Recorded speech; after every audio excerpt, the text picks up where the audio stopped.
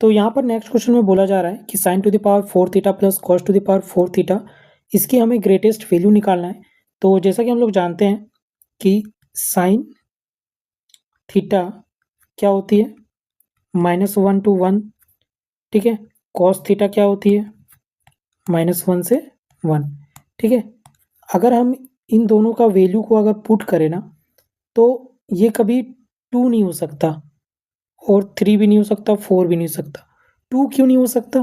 क्योंकि अगर हम ध्यान दें तो साइन 90 डिग्री कितनी होती है, 1 होती है। कॉस 90 डिग्री कितनी होती है, 0 होती है।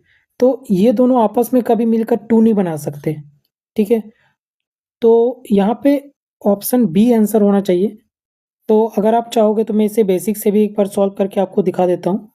तो जैसे कि हम लोग जानते हैं A square plus B square equal to क्या होता है, ए प्लस बी का होल स्क्वायर माइनस 2ab, ठीक है।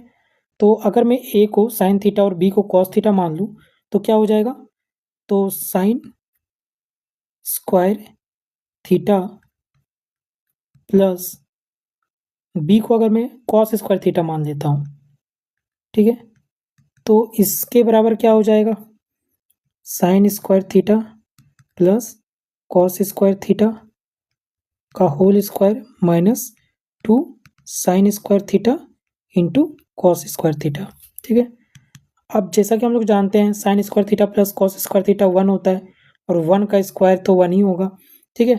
और -2 इंटू साइन स्क्वायर थीटा और कॉस स्क्वायर थीटा, ठीक है। यहाँ पे आप ध्यान देना कि अगर मैं साइन थीटा को 90 डिग्री मानता हूँ और कॉस थीटा को भी 90 डिग्री, तो यहाँ पे एक जीरो हो जाएगा और वो जीरो पूरा को जीरो बना देगा।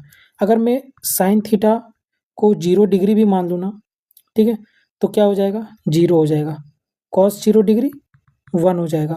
तो इससे भी हमारा 0 हो जा रहा है और यहाँ से भी 0 हो जा रहा है, मतलब ऐसे भी आंसर 1 आना ही है, ठीक है। तो बी हमारा करेक्ट आंसर हो जाएगा।